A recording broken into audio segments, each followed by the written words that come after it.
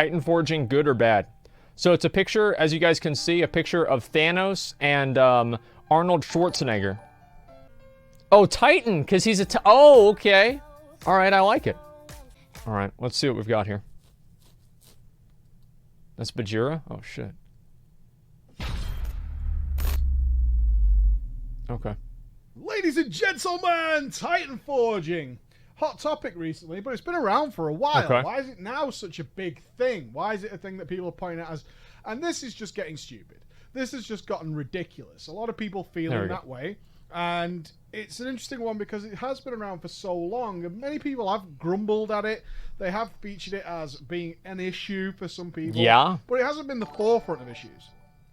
Now it's what has been for me. A lot of people are talking about. It's like, this is just really dissatisfying and unrewarding. This I don't like the way this is working anymore. It's destroyed a lot of my ambition.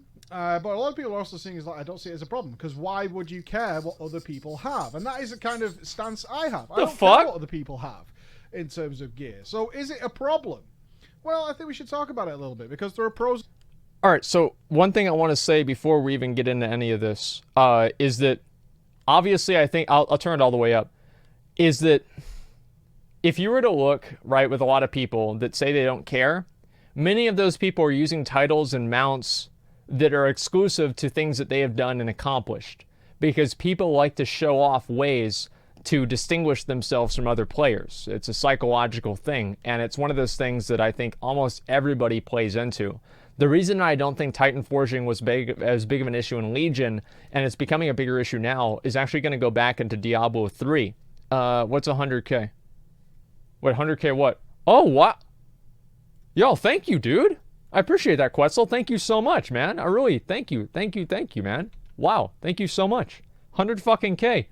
The reason I don't think it's as big of an issue is actually going to go back to Diablo 3. Each progressive season that people do has less and less people participating in it, because people become less and less engaged because they realize that they're just being put on a treadmill, and people only want to run a treadmill so many times. So as Season 4 and Season 5 and Season 6 were very popular, as time has gone on, people have dropped off and stopped playing the game because they've realized that the game is just a loot simulator, and I think that's what's happening with WoW.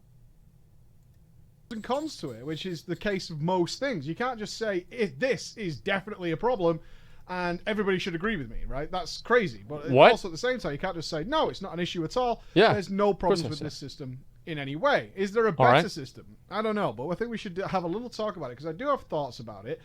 As somebody who really doesn't care what anybody else has, I'm not that bothered. It doesn't affect me at all. It still has an effect on me. Yes, it does. Personally, yes, it does. And I also think it maybe has been a big contributor to some problems that a lot of people have in World of Warcraft in general. So when did it appear? It appeared in patch 5.2, and we had an interview with Watcher, who was the, he was the cheese behind it, essentially. And that was Throne of Thunder, by the way. The first response we had as players once we heard this announcement of this Thunderforging, as it was called then, was actually a big remedy to rebuild the 25-man raiding scene, which had been destroyed by the Cataclysm expansion. And if you're not sure what that means, is when Cataclysm launched, it came with the promise that forgot all about 25 were now going to be equal. There was going to be 10 heroic, 25 heroic. That was the hardest. Yeah, I totally forgot about this. And it was going to be equally balanced and Holy all shit. this kind of stuff. Same gear, everything. But that's not what happened. And very quickly, Blizzard realized that 10-man was going to be an issue. Now, I just want to put here, this isn't about whether you prefer or hate 10-man. I'm not interested in that. That's not my issue at all. If you prefer 10-man, that's great. That's great. Just a minute. Is the audio... Is it loud? Let me see. Let me play my own stream and see. Just a minute. Is the audio... Let me play it loud. Let me play it in the stream. But Blizzard found there were obvious logistical problems. Okay, testing, 1, 2, 3. Let me play it loud. Let me play it in the stream. But Blizzard found there were obvious logistical problems. Okay, testing, 1, 2, 3. Let me play it in the stream. But It's fine. Shut the fuck up, you morons. What the fuck are you guys talking about? It's fine. It or not, and that was that there are a lot of classes in the game with multiple specs each, and trying to create raid encounters that accounted for such a small amount of players was extremely difficult. And in fact, impossible. You couldn't do it because you were able to stack so much more heavily in 10-man as opposed to 25-man. You could easily get together some very, very, very skewed compositions. So when Blizzard were designing encounters, they were like, people could bring like 4 priests here, or 3 demonology warlocks was a big one in Cataclysm. How are we going to deal with this? So I forgot all about this. It's like in a 10 I totally forgot about this. Every niche ability you bring, and it's kind of similar to Mythic Plus, which will be more relatable for you now. When you do look at the extreme top end of Mythic Plus, like the things you see in the MDI, that's when like the individual abilities that each class and spec is bringing become far more prominent because of the vastly reduced amount of players involved. So it becomes, if you've only got 5 players, you need to be covering certain bases because they make your time that much easier in comparison to having it spread out across a lot of players. So when you're designing encounters, it's like, well, how many priests do we expect them to bring here? How many of this class and this class? This is why they did Thunderforging back in the day. Single target healers? How many healers in general? All these things become really, really difficult to sort out in 10-man, and they simply couldn't do it. And in Cataclysm, what we had is just encounters that required 10-man heroic guilds specifically, and I was one. I was World 13th. I was not in a bad guild at all at the time. That's actually really good. We had people with like 4 or 5 different classes because that's how skewed it was. Neckbeards. So the other side of this coin is that 10-man offering the same rewards as 25 obviously meant that new startup guilds were not going for 25-man. They were going for 10-man. Despite 25-man dropping, on average, more loot per player, starting a 25-man guild obviously has way more difficulty than starting a 10-man. It's so very obvious numbers on paper. I need to find, what, 10 or 11 or 12 people to start my 10-man and make it safe, as opposed to maybe 30 players for a 25-man in order to make that workable on a day-by-day, week-by-week, whatever your raid schedule basis is.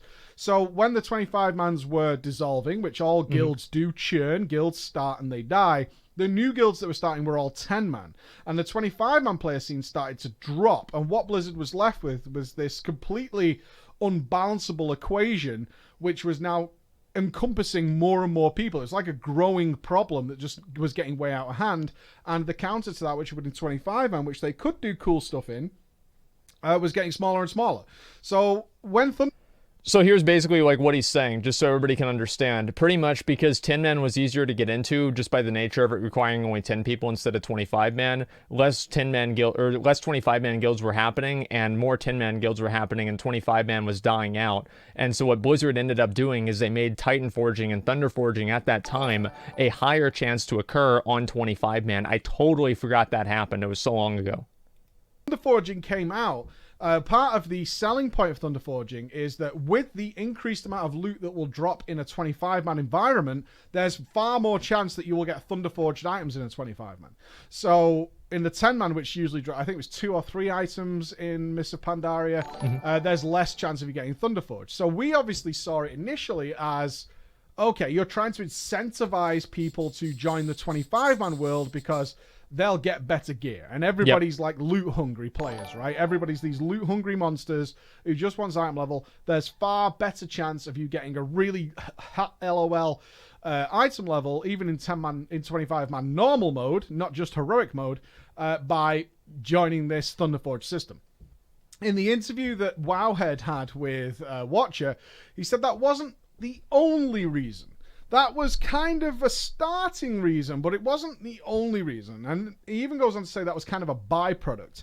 The other reason that this came in, and this is the interesting one, just to get people to keep playing longer. That they said that's what it was.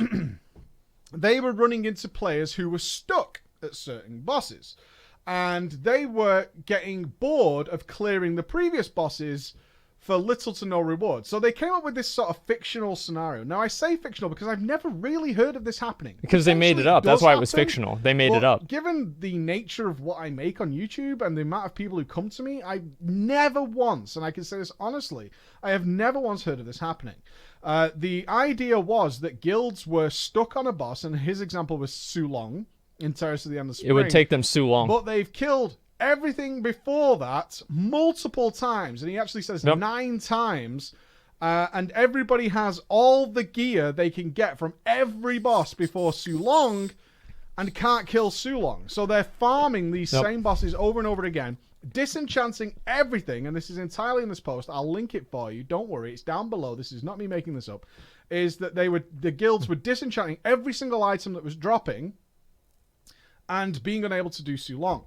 So with Thunderforge, there was then a better incentive to re-clear these bosses where previously you would never have wanted an item from, and still get upgrades. Just create an extra incentive. That's what it was. To overcome challenges. And what they meant by that essentially is you will overgear this boss that you can't do mechanically. And that's what they're saying here. There's no other way of manipulating this. This is what they're saying. Is essentially we're going to just let you overgear the fight. If you're stuck on it and you can't figure out how to do it, or your players aren't good enough to deal with it, we're just going to let you overgear it. And the way we're... So, just for a little bit of context, this was in the second patch of Mists of Pandaria. And in the previous 2 expansions, in Dragon Soul and also in ICC, most recently Dragon Soul, people were able to get a compounding buff that would, or actually it was a debuff on the bosses that would make the bosses deal less damage and have less health. So players did have a way that every single week that they were coming to Dragon Soul, or every other week or whatever, it would become more and more powerful. And that's basically what would happen. The issue really was that this ended up being a much bigger issue than just adding in the buff that would be specific to the specific raid. We're going to do that is by introducing this Thunderforge system, so you'll re-clear these bosses where typically you wouldn't want any loot, and that will give you higher item level loot, which you'll still want, will also increase the power of your raid, and the power of your raid will allow you to overcome a challenge that you simply cannot defeat because of its mechanics. That's the reason it's introduced, and that's what they think is going to be good. Okay? So, we're starting on a dangerous path here. And this is kind of where we've ended up in BFA. This is where it comes full circle. Because from that, of course, we then had Warforged and, of course, the Titanforging system. Which then fed itself into all areas of the game. Everything from world quests and quest rewards, right? Not even world quests. You get this while you're leveling with quest rewards. Where loot will randomly proc, okay? It will randomly have a chance to become significantly better than the item you deserve. Now, that's the important word here, than the item you deserve. This quest gives you this item. This is what you deserve for completing this task, but there is a chance you will get a significantly larger upgrade that you don't than deserve. what you deserve. Then what? Yeah, you don't deserve that. And this will enable you to be more powerful going forward to do other challenges. Right. Okay. Now, not good. That's the system. You all know the system. That's where it comes from, and that's where we are. What's the pros of this system? One, everything you do has a chance to give you an upgrade. There is no denying that whatsoever. That is a pro of the system. Everything you do, even if it's content that you should not really be doing with that character. So if you are a Mythic Raider, you shouldn't really at this point be doing world quests outside of Artifact Power. You probably don't want to be doing Mythic 0s, 2s, 3s, and 4s. You probably don't want to be doing LFR, normal mode, or heroic mode, right? Of every piece of content below like Mythic Raiding or super high keys, which are still capped at 370. So you could even say if you're a Mythic Raider where the loot that drops there is 385 base, you may not even want to do Mythic 10. Right? You might want to do it once. The chances are so low. You probably do. But after that, there's no upgrades there. So your character, who is 385 or getting up there, is likely to not want to do any of the other content for gear. For gear. You might have other reasons to be there. Pets, mounts, AP, whatever. But for gear, that's the you important really part. Want to be there, right? Now, that creates in itself a number of problems. One of the things it does is it deters raiders from going into lower content. Now, Blizzard has been quite open. They haven't said it expressly, but they're quite openly incentivizing way overgeared players to do lesser content. Why? It increases the success chance for everybody else. And that's a big metric. And it was a metric they revealed during the Cataclysm, right? One other note you'll find during Mists of Pandaria is they intentionally changed all the difficulty of heroic dungeons back down to what they had created in Wrath of the Lich King because players found Cataclysm heroics considerably too difficult far, They far, weren't. far They were too only hard difficult. because the They group couldn't get finder. them done. And they said They were a there were joke. dungeons with a tremendously low success rate. And they measure that metric. How many groups are being formed? How many groups are succeeding, particularly in queuable content? No. Because queuable content is designed for Mr. Casual. And there are a lot of Mr. Casuals. And they want to make sure that if you only have an hour or two to play a week, or whatever it is, that you're paying your subscription and how you're using that time, if you're logging in and you're trying to do the daily heroic, you're trying to do the LFR, something like that, that if you're waiting in that queue and you get in there, then you should be able to complete it. And so it's a guaranteed success. Is get very overgeared people into that content. So we have things like Titanforging, and we also have things like Augment Runes. Augment Runes, not particularly useful for people who are doing lower end content. They're not really that useful. However, they are very useful for people pushing very challenging content. Very, very useful for those. So it's an incentive for those people to go into that content and also bring with them their heavy artillery that they've got with their gear, clear that content, and also maybe they'll get a chance at some sort of time-forged item, right? That's something that also gives them a bonus. It also incentivizes people to go and do multiple high-end mythics. They're playing a lottery in terms of trying to get time-forged items, but it does give them more content to do. These are all pros. Because I guarantee you now, if you were a Mythic Raider and Mythic Plus didn't have Titanforging in it, you wouldn't be there beyond a Wednesday or a Tuesday or whatever your reset is. No, I'm not going to go there. It certainly in BFA, where it has very little artifact power, you might want to carry your friends every now and again or help out. That's fine. But in terms of your own personal character progression, that entire content system is dead. Unlike Legion, where we got decent AP rewards as well as legendaries from doing Mythic Plus. I guess like AP was another reason to go back and do old stuff. Plus, past gaining gear. Looks like now it's not as big of a deal with Azure. Trying to push a key as high as it can possibly go with your cool gear. You wouldn't be there. And in BFA, they have killed all that stuff. That's a different matter for a different day. Okay. Does it create problems elsewhere? What does it do for me personally? Why is it a problem for me? It's killed the competitive side of a lot of the personal play in the game. That's the way I felt too. Problem with Titanfall. That's why I stopped trying to go for logs. Is using the same thing. They're not playing on an even playing field. It's a controlled environment. Yeah. And some of us, and it's okay if you don't care, like I would like you to be more considerate of other people, as we all would in the world, but there are some of us who like the competitive side of it, and we feel a drive to perform as best as we can because we're competing with people all over the globe for these things. We like to do these things. But Titanforging kind of destroys that. And certainly when you involve gems and things like that, the differences and skews it makes are just pointless. It's like it's not of interest anymore because we're not all playing with the same weapon.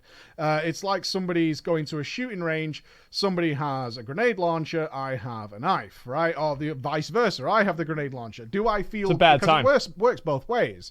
Do I feel good that I won because I managed to get a load of socketed items? No, not really. I mean, this is a thing as old as human history, is a free win is not fun.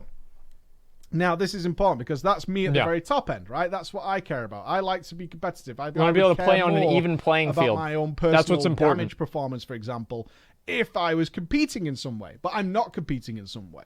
And this is why more widespread, we're seeing more and more guilds just go to private logs because most people are realizing it doesn't really matter. As long as we get the job done, it doesn't really matter. And we want people to be free to go and do the shitty apathy jobs, is a great thing. Which costs them damage. That's basically what it is. It's just apathy. We want our players to be okay with doing that without appearing on some log as like being a scrubber dub, right? Or just some dipshit who goes, low damage. You know, that kind of thing. But has this had an effect elsewhere? Now I'm talking about the guys who are getting rewards that they don't deserve, right? And that includes myself, right? I don't... Just a minute. Time out anybody that's doing that. It's annoying. Deserve to get like a 400 item or 395 item or something. I didn't do anything to get that. I didn't do anything to get that. However, that filters down through everybody. I personally believe that this is a problem for other people. I personally believe even if you don't recognize it is a problem because I see the results of this problem everywhere.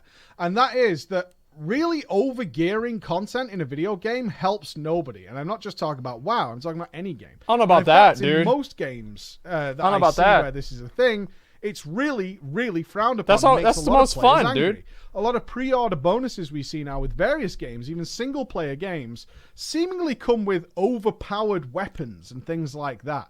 Now, the fact that they exist tells me there are some players who really want to be overpowered as fuck from the get-go and have zero challenge in their game. Otherwise, why would these bonuses exist? Well, and they do exist. Well, that's all just the time in various DLCs and promotions. That's like the casual shit. Is that if you pre-order, if you do various things, you become incredibly overpowered, and you literally nerf the whole game. You give them more money. Now, in a single-player game, no big deal. But we're not playing a single-player game. We're playing a multiplayer game. And what I see is huge amounts of players vastly, and I'm not talking about a little bit, vastly overgear the content they're going into before they step into it. Now, that's a problem because you're not learning anything. You're not getting any better. All the things that should kill you aren't killing you. You have too much HP. All the things that you shouldn't be able to kill because you don't know how to play your character, you are killing because you're naturally doing a lot of damage, despite the fact it's nothing to do with you. And now, you might This say, is the same logic well, you can use for the group finder stuff, too. In lower you can say the exact same thing. Because Titanforging and Warforging is far more it's the same relevant exact the fucking lower thing. your gear is. The higher up you go, certainly towards like the Mythic and the top of the Mythic Plus table, the higher the base item level goes, so the effect of Titanforge gets reduced and reduced and reduced the higher up you go. Yeah. Titanforging down the bottom end is actually a very big deal. It flies you up quite high compared to where you should be. And as we know, the game's item scaling is already way skewed. Yeah. And what do I mean by that? Getting 10, 20 item levels, which is something you'll be doing in lower gear very, very quickly, actually massively magnifies your damage. It's going up at a rate that is already stupid considering we've just had another damage squish because the numbers just inflate so fast. So getting these Titan Forges, War Forges, extra sockets, things like that are actually way buffing your performance compared to what you should be doing. Never heard and that. What we're seeing more and more and more, year on year on year, expansion on expansion as these systems exist, is players having no reason and just no incentive, having no benefit to get any better whatsoever, and becoming worse and worse and worse. And also the knock-on effects of this now is what we talked about a couple of weeks ago, is that more and more of the regular player base are recognizing that gear means nothing now. It means absolutely nothing. And we're seeing the rise of add-ons like Raider.io. It's like apathy. We saw it's more apathy. That's what it is. Very prominent there, and it's going even further now, is because there's just no way to tell whether this person is an absolute klutz who happens to be wearing very high gear for somebody who some just got reason. lucky. Doesn't matter where it came from, but then you get them into your group and it's like, oh my god, this is like a disaster. This guy is causing us so many problems. Is that widespread?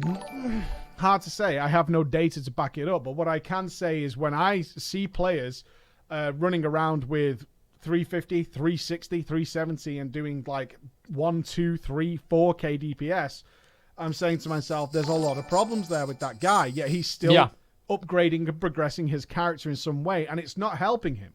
Because that's where it comes down to. Do I care that that guy has 360 item level? No, not in the least. I don't care. Doesn't bother me. But what I will say is it's bad for the player base. Yeah, it's bad for the game because there should be walls that guy has to overcome. Yeah. And it shouldn't just be a case of being way overgeared to do it. It shouldn't be just down to the fact that that guy can then go and keep spamming world quests or LFR. And just get lucky. Where everybody else is doing the job for them. Not that they realize it. I want to be clear on that. They might not realize that. They don't even know they're shitty. Not helping in any way.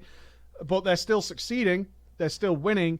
And they're still getting upgrades upon upgrades upon upgrades. Their characters are becoming stronger and stronger and stronger. Will it ever be as strong as a Mythic Raider? No, but that's not the point. He would never be in a Mythic Raid anyway. That doesn't interest me. It doesn't bother me. What it does do is it pollutes the rest of the players. And that's what it obviously does. It pollutes everybody else's game experience who isn't in that environment. Yes. Those guys are out for Mythic Plus. Maybe they're doing 4s, makes it worse. 5s, and 6s. It makes it meaningless. Right? And we know. We've tested and we've seen that the worst place you can be doing Mythic Plus, like the hardest difficulty, is like between 6 and 8. Like around there, like 5, 6, 7, and 8 is really bad because that's where you have these guys with hyperinflated item levels compared to what they deserve. Oh, And then they're all kind of bunching That's together true. and not getting any further and creating this sort of Okay. real mud in the middle. Whereas people who are getting into 10s who are being vetted in some way or are being able to communicate in a way that makes them very clear that they So understand what's shitty going players on. are being Those artificially guys are having inflated. an easier That's time what it than the is. guys who are doing 6s and 6s, 7s, and 8s and 9s. Things like that. Those guys are having an easier time, which makes no logical sense, but that's what's happening. That is what's happening, and we see that.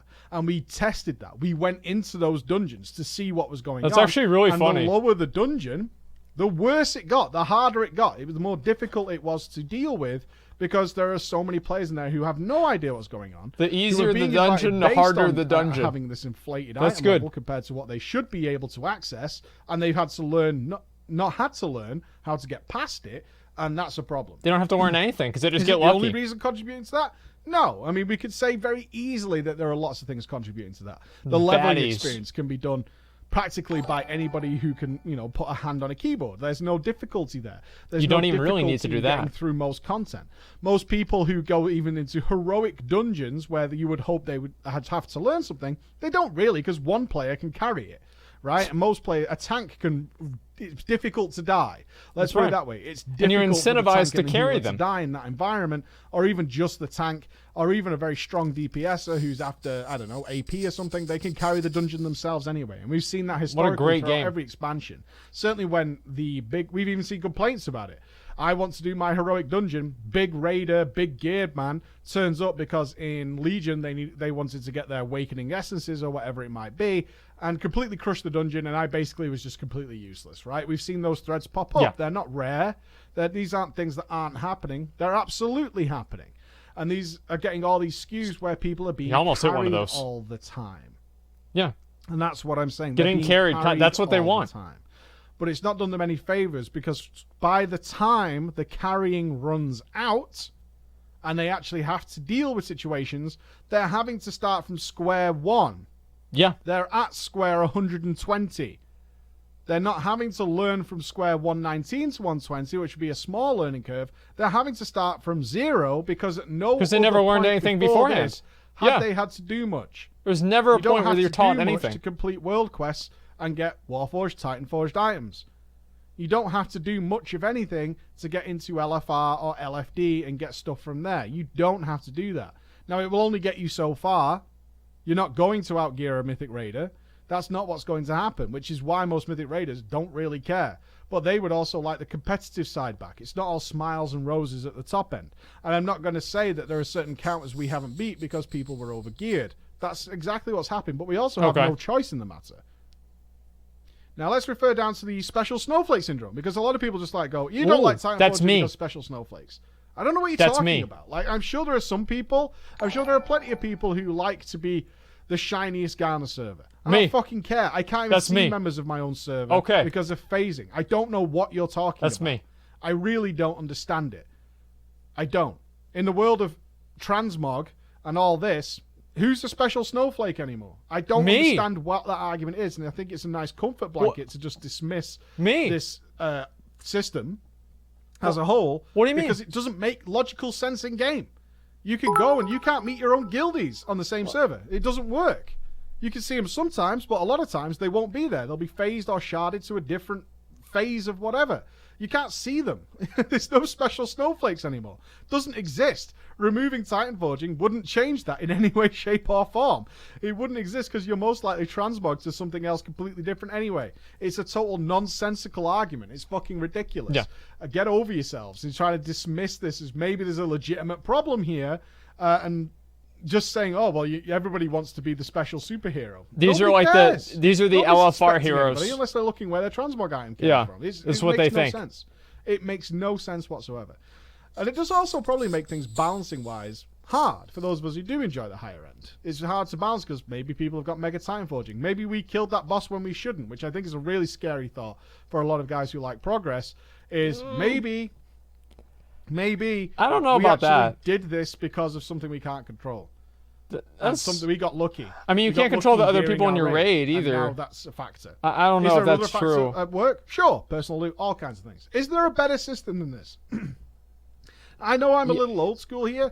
I prefer the idea of the boss just drops what it drops, and that's it. And I can collect so the BIS list. I know what my BIS list is. This is the stuff I'm chasing. You just get the gear. And people will say, well, doesn't that make it boring to refarm? No, not really, because if you've got some competitive side in you, I can only speak for myself here, that's when you're starting to compete heavily against other people. For logs that's and when shit, it becomes more fun for me. This is what matters. I have the same stuff as everybody else. You just get the gear. Let's see what I can do with it.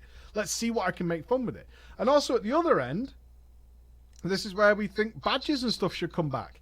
Because if you're like, oh, I can't seemingly get any upgrades, but I could have got some badges, then the way you solve that is by going back into content that you deserve to be in. Yes. And doing it repeatedly and learning and learning. Learning? And learning and learning and learning. What's that? There are a bunch of other people who also What's want learning? To be there and are also doing the same thing. Then you begin to upgrade your gear. Now you're going into the higher content that you can access with your better gear, and you're starting to put that to work. Now, has that worked for everybody? No. A lot of people just give up. And perhaps Titanforging is the carrot that keeps them playing, is that why they're doing that LFR. That's entirely possible too. I don't know about that. I hope I pointed out here, there are pros and cons to this system. It's not a new issue. Why is it so relevant in BFA? Simply because the gear we're chasing is also not exciting. And I think that's a big part of it as well. BFA has some extremely disappointing rewards. I'm not talking about Azerite gear, because that doesn't even Titanforge. I'm talking about everything else. So when you're like, I'm refarming here for Titanforge of stuff I'm not that interested in. Proc trinkets that randomly do stuff aren't that interesting. Chasing belts and bracers that have 2 random stats on them. I like that. Isn't that exciting? Oh. And therefore the whole like system starts to break down, because it's like, you're asking me to refarm for like a slightly better haste crit belt. Wow.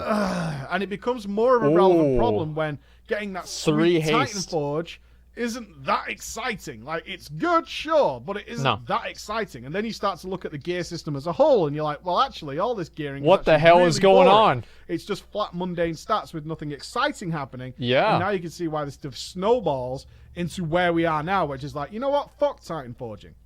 Fuck it, because I don't want to farm and chase this gear, because it's boring as fuck to begin with.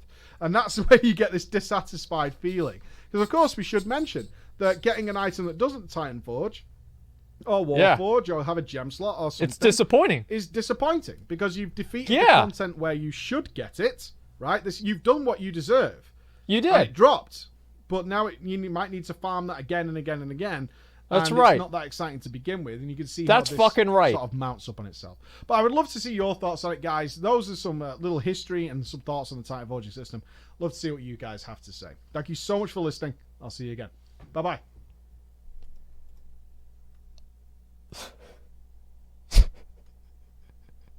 Okay. So, all right. So what I really think about this? Okay. So I want to show you guys pretty much what Preach was saying, because I think it actually is really, really important. Okay, guys. Just 1 second. Let me go ahead and open up Paint. All right. And I want to show you and give you a representation of what this is. All right. 20 minutes too long. Well, I mean, I think it was just a discussion, and it's okay. Like, I mean, yeah, the video was kind of long. I didn't expect it to be that long, but it is what it is. All right. So this. Oh. All right. I got to do a new one. Just a second. Don't save that one. Okay, so let me see what I've got going on here. All right, so Tips did this same graph, and I want to explain how it actually makes the exact same sense with like current WoW versus classic WoW. And this is the expectation that players have. So right now, in current WoW, this is the expectations for players. Okay? LFR, normal, heroic. Okay? So this is basically what happens. Is that there is a huge gap here. All right? So this is like level 10. This is like level 50. This is max level. AX max. And then LFR. And then this right here, whenever it goes up, is normal. Okay? So this is the first time where players actually have to step out of the they have to step out of the pre-created like child-proof game that Blizzard has created and actually rely on other people to play with them and be okay with what they're doing. And because they were never trained at level 10, they were never trained at level 50, they were never trained at max level, they were never trained at LFR to interact with anyone at all. And then as soon as you get to normal mode, then that's when everything kind of falls apart. Whereas before, with like Classic, if you compare this to like Classic or like even any other time, it would be like this. Because expectations would get higher as you would level up. So by the time you got to, let's say, max level, you were pretty close to being ready for normal. Whereas now, whenever you get to max level and you even do LFR, you're still not ready at all for normal. So this is what's happened, is that Blizzard has created this difficulty mountain that players reach whenever they get done with all of the pre-created fucking child-proof, like, bubble-wrapped baby content that Blizzard has created for them where nobody can be mean to them. And as soon as they step out of that bubble, they get fucking popped. And that's normal. That's what happens. That is the issue. Whereas before in Classic, it would teach you how to do that all the way through. And that's the issue that it doesn't do anymore. Watch Twitter. Look at Twitter. You got 9,000 likes, but Blizzard's not replying. Yeah, they're not going to either. It's not going to happen. So yeah, that's basically what happens here. Is if they don't remove it, issue just on Titanforge or Warforge and Mythic Raids or 10 above the dungeon. Well, generally, like, so Preach actually brought up something that I totally forgot about, which is the fact that Titanforging used to not occur as often on 10-man difficulties. I totally forgot about that. That was a long, long time ago. I didn't remember that happening at all. But it's actually really good that I do remember that, because it was like, I don't know, it's like one of those examples of something that, like, there was a lot of context for it, and I just totally forgot all about it because it was so long ago. And bad players in Classic just stop playing before max level. Well, no, I mean, I think that's not necessarily true. I mean, obviously, a lot of people never met 60 at max level, but it doesn't mean that, like, all the time, like, basically, here's another way to look at it. All the time, like, between here and here, all the way from, like, level 10 to max level, you are planning on what you were going to do at max level here. At here, you don't make any plans at all because you start at level 110. And that's the issue right there. They should at very least limit forging to next tier. Well, I don't really know, man. I have no idea. Your mom played WoW in Classic and got better because of the difficulty curve. So my mom is actually a very good example, okay? I will use my mom as an example to prove this point, okay? My mom in vanilla WoW got up to level 60. It took her a long fucking time, but she made it. And she got up to level 60, and she knew that if she wanted to get better gear, she had to raid. And you know what she did? She joined a fucking guild, and she raided. And I remember waking up in the fucking morning, and she had just gotten her morning tea, having a great fucking time, and she's about to do Dire Maul. And I was like, Mom, bye, I'm going to school. I came back home from school. She was not as happy at that point, but she was still in Dire Maul, and she was still raiding with her guild. Then I was like, later on, Mom, what's for dinner? She's like, I don't know what's for dinner. It doesn't matter. I'm doing this. And I saw her again. She's still in Dire Maul. At this point, not happy at all. Very, very upset. Then I come down for bed, and I ask her, I'm like, what's going on? And she's like, I hate this guild. And I looked, and she was at the stairs, and everybody in her group was dead, and the demon guys up at the top were just running back from their corpses. So, my mom spent like 12 hours in that raid that day. And she did the same thing with BRD, and a number of other raids too. She was in dire straits. Yeah, it was a bad time. Or Child Protective Services, with your mother saying, can I get that? Well, no, basically, even like the worst thing is like her guild, she was so nice and, you know, raid. Well, you could actually, yeah, I think you could do 10-man Dire Maul. I think they did it actually with 10 people. Maybe I'm wrong, but I remember them doing it with 10. Right? No? It was a 5-man? There's a, yeah, there was a 10. Dire Maul used to be 10-man.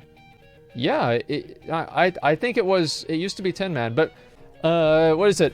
You could do all dungeons on 10-man. Well, they brought a 10-man raid and they were still wiping even though it was for 5, okay? That's the point that I'm trying to make. And she actually was able to step out of her shell and start raiding and doing things. And the way that she knew what to do is that she spent all of this time right here, all of this time planning for getting to here. Whereas now, all she does is she doesn't fucking do anything. She just goes around and collects gear and does world quests, right? There's no reason. And this is the issue right here, this difficulty curve. Blizzard never challenges players. And as soon as players are taken out of Blizzard's little protections and, you know, bubble wrapping, they get fucking stomped on because of how difficult this content is compared to LFR, where success is basically guaranteed. And it was just exactly what Preach said. Blizzard is basically guaranteeing success in that content. They're saying that if you queue up for this content, you're going to complete the content. That's exactly what it's going to be. And that's the problem, is that you can't create content that has a guarantee of success. I don't even, I mean, is it even really a game at that point? And like, that's a big question to ask. Like, is it really a game whenever all the content that you're doing is guaranteed for you to be successful? It's programmed for you to win, and it's not really difficult at all. It's not challenging in one bit. Like, I would say, like, maybe it's not even a game at that point. It's hard to say.